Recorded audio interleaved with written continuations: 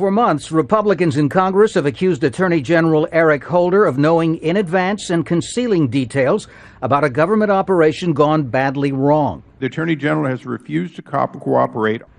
Operation Fast and Furious was an attempt by federal authorities in Arizona to identify the buyers of thousands of weapons purchased legally in local gun shops and funneled across the border to Mexican drug cartels.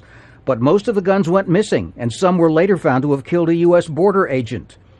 After Holder refused to turn over legally privileged documents to Congress, the Republican-controlled House of Representatives voted him in contempt, a first against the government's highest-ranking law officer. But now the Justice Department's independent inspector general has found there was no evidence that Holder was informed about the operation or the tactics employed until months after its failure.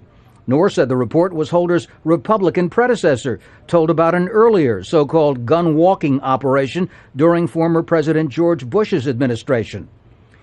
The Inspector General did, however, criticize the Alcohol, Tobacco, and Firearms Bureau for, quote, knowing failure in both these operations to interdict firearms illegally destined for Mexico, and for doing so without adequately taking into account the danger to public safety that flowed from this risky strategy.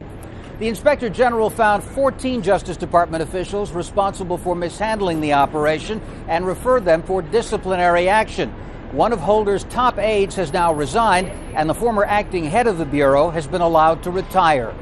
But Republican legislators are hardly satisfied. They say the report still confirms Holder and the White House were guilty of lax supervision of a badly flawed operation.